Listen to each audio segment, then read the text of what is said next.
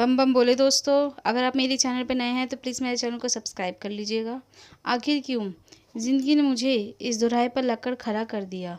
ना मैं पीछे जा सकती थी और ना आगे अपनी ज़िंदगी में एक नई शुरुआत कर सकती थी। अभी मेरी उम्र ही क्या थी, बस 26 साल की ही तो थी। मेरा नाम प्रिया है। मैं अपने माता पिता की एक लाडली बेटी थी। 2 भाई और भी थे, पर एक अकेली लड़की की वजह से सब मुझे बहुत प्यार करते थे। घर में मेरा ही कहना माना जाता था। हर काम में मेरा हाथ लगवाकर उस काम की नई शुरुआत की जाती थी। मेरे पापा ने आज तक मुझे कभी भी रोने नहीं दिया। मगर शादी के बाद ज़िंदगी ने जब एक नया मोड़ लिया तो ये कभी नहीं सोचा था कि ये ना बहने वाले आंसू कभी नहीं टूटेंगे। कॉलेज के टाइम पे मेरा और दीप का अफेयर शुरू हो गया था। वह बहुत ही अच्छा था।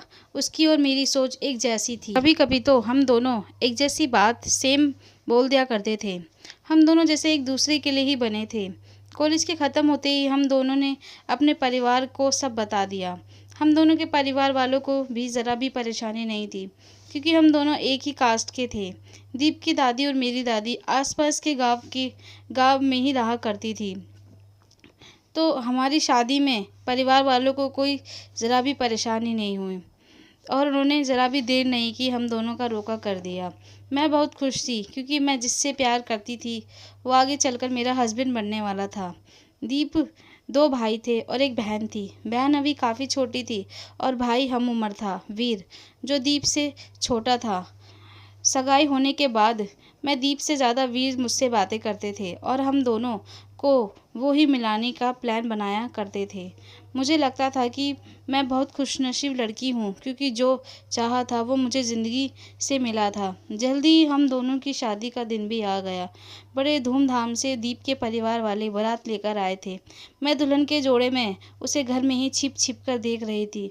वीर जो पागलों की तरह बारात में नाच रहा था, वह मेरे लिए शादी के बाद अलग से ही तोहफा लाया था।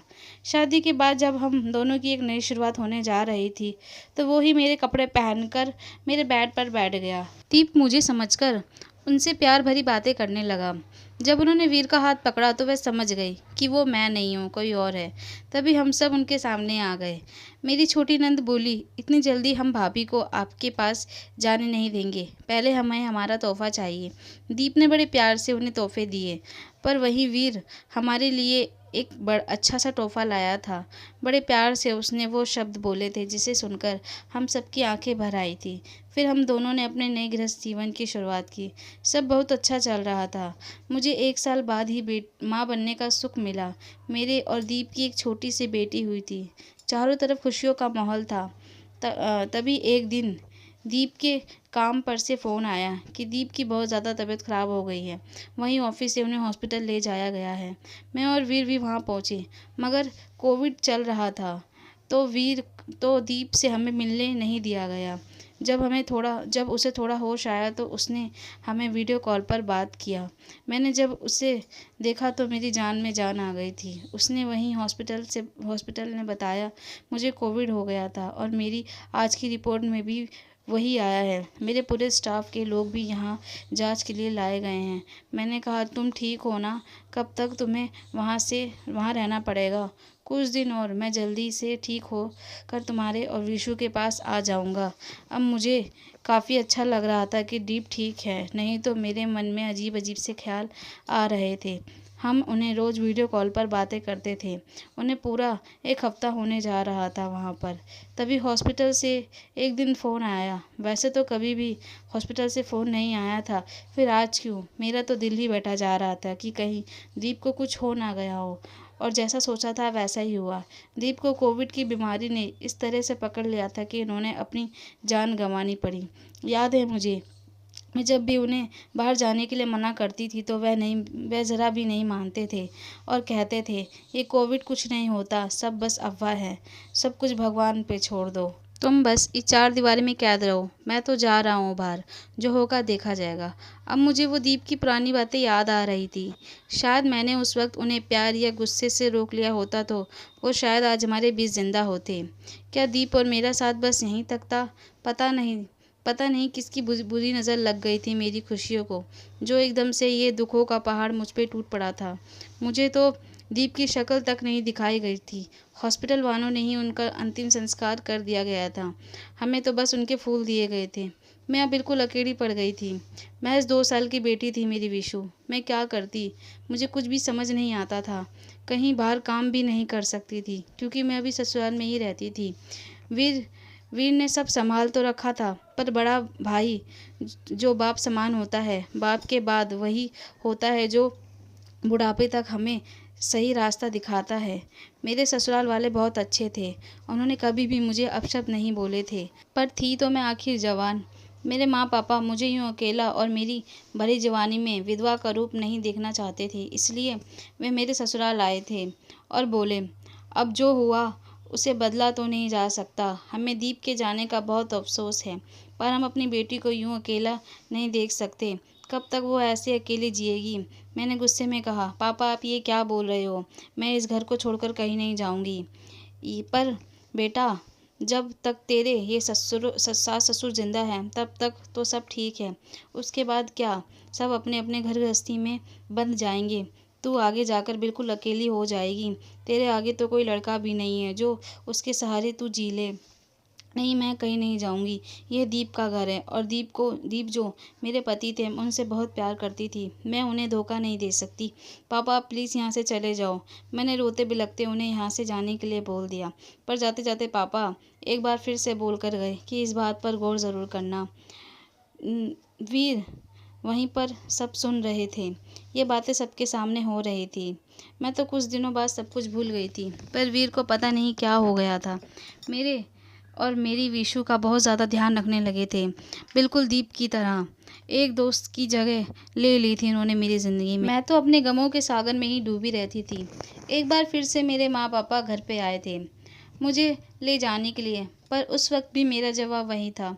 पर पीछे से एक आवाज़ आई वीर की। वह बोला, आप प्रिया का घर फिर से बसता हुआ देखना चाहते हो, उसे हम सफ़र देना चाहते हो, और प्रिया तुम यहाँ से दूर नहीं जाना चाहती हो, और हम भी तुम्हें खोना नहीं चाहते हैं। तो मैंने एक फ़ैसला लिया है, मैं प्रिया से शादी करूँगा। मैंने जब यह बात सुनी तो उसे ज़ोरदार थप्पड़ लगाया और कहा, अब समझ आया कि तुम्हारे दिमाग में क्या चल रहा था। तुम मेरा और विशु का इतना ख्याल क्यों रख रहे थे? तुमने ऐसा सोचा भी कैसे? जब मैं किसी से शादी नहीं करना चाहती तो मैं तुमसे भी नहीं करूँगी। मैं गुस्से से वहाँ से अपने कमरे में चली गई। माँ पापा को वीर की बातें सही लगी और मेरे सास ससुर को भी कोई परेशानी नहीं थी, क्योंकि घर की बेटी घर में ही आ रही थी, भले ही उनके छोटे बेटे के साथ। विशु को पापा भी मिल जाएंगे। इसके इसके सबके जोर देने पर मैंने चुन्नी ओढ़कर वीर से शादी कर ली। दीप को पर मैं भुला नहीं पाई थी। हम दोनों का रिश्ता पति पत्नी जैसा नहीं था, मगर वो विशु को बिल्कुल बाप जैसा प्यार और दुलार करता था। फिर वक्त के साथ साथ मुझे भी वीर का साथ अच्छा लगने लग गया था। उसका प्यार से बोलना, मुझे मान सम्मान देना। उसने अभी तक मुझे दीप की याद तक नहीं आने दी थी। मुझे भी वीर से प्यार हो गया था। अब शायद सब ठीक हो रहा था। हम दोनों ने एक दूसरे को अपना लिया था। वो मुझे रानियों की तरह रखता था। कभी भी उसने मुझे ये नहीं जताया कि मैं उसके बड़े भाई की बीवी हूँ। अब मुझे अपने माँ बाप की चिंता समझ आ रही थी कि ज़िंदगी में हम कभी भी अकेले नहीं रह सकती, और जवानी में तो बिल्कुल भी नहीं। मैं फिर से एक बार माँ बनी थी। फिर से हमारे घर में लक्ष्मी आई थी। वीर तो बहुत खुश थे। उसे गोद से नीचे ही नहीं उतारते थे। सब कुछ बिल्कुल ठीक चल रहा था। ज़िंदगी ने फिर से मेरी ज़िंदगियों में महक कर दी थी। अब विशु 4 साल की हो गई थी। फिर एक दिन वीर को किसी काम से बाहर जाना पड़ा था। वही रास्ते में उनका एक्सीडेंट हो गया। वहाँ तुरंत ही उन्होंने अपना दम तोड़ दिया। फिर से एक बार मेरी ज़िंदगी ने नया मोड़ लिया था। जब मुझे पता चला तो मैं तो होश ही खो बैठी थी कि आखिर क्यों मेरे साथ ऐसा हो रहा था। दूसरी बार मुझे फिर से विधवा का लिबास ओढ़ना पड़ा था। शायद मेरे जीवन में पति का सुख ही नहीं था। तभी तो हंसता खेलता परिवार एकदम से टूट गया था। सबका रो रो कर बुरा हाल हो गया था। मेरे ऊपर तो 2-2 आदमियों का मारने का दाग लग गया था।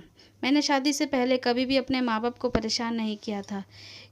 फिर आखिर क्यों मुझे ऐसे दिन दिखा रहा था भगवान? दूसरी बार फिर से मेरे बच्चों से बाप का साया छीन लिया था। अब तो मेरी ज़िंदगी ख़त्म करने का मन करता था, पर अपनी बेटियों के लिए मैंने आगे बढ़ने का सोचा, क्योंकि जो माँ बाप अपने बच्चों के लिए कर जाते हैं वो कोई और नहीं कर सकता। अब मुझे ससुराल में भी ताने मिलने लगे थे। मेरा पूरा घर बर्बाद कर दिया, मेरे वंश का नाश कर दिया। पर मुझे अब लड़ना था अपने परिवार के लिए, अपने बच्चों के लिए। फिर मैंने अपने माँ-बाप के पास जाने का निर्णय लिया। मैं अपने बच्चों को लेकर अपने मायके आ गई थी। अब मेरी माँ उन्हें देखती थी और मैं काम पर जाती थी। मैं पहले बहुत घमंडी थी कि मेरे साथ कभी भी कुछ गलत नहीं हो सकता, क्योंकि मैंने कभी अपने माँ-बाप को परेशान नहीं किया था। पर जब जीवन में ठोकरें लिखी हों तो वह कभी भी मिल सकती हैं, तो कभी भी घमंड नहीं करना चाहिए। अब मैं अपनी बेटियों के लिए ही जी रही हूँ। माँ-पापा फिर से मुझे शादी करने के लिए बोलते हैं, पर मैं जानती हूँ वो मुझे लेकर परेशान रहते हैं कि मैं यह जीवन अकेले कैसे जीऊँगी। पर वीर ने मुझे जीवन जीने का एक नया तरीका सिखाया था, और अब मैं फिर से 3 आदमियों का दाग लेकर नहीं जीना चाहती हूँ। पर फिर भी कभी अकेले बैठकर यह सोचती हूँ तो हमेशा यह याद आता है कि आखिर क्यों भगवान ने मेरे जीवन में इतने अच्छे-अच्छे पति लिखे थे, पर उनका वक़्त मेरे साथ नहीं लिखा था। क्यों उन्होंने ये दुःख मुझे शादी के बाद ही दिए? क्या अपने जीवन भर मुझे ये आखिर क्यों का जवाब मिल पाएगा? सच कहते हैं, हर किसी के साथ हमसफ़र नहीं होता। किसी-किसी को ये जीवन अकेले ही जीना पड़ता है, जैसे मुझे। मैं निता आपसे विदा लेती हूँ, फिर मिलूँगी अगली कहानी में। आई होप आपको मेरी कहानी अच्छी लगी होगी। धन्यवाद।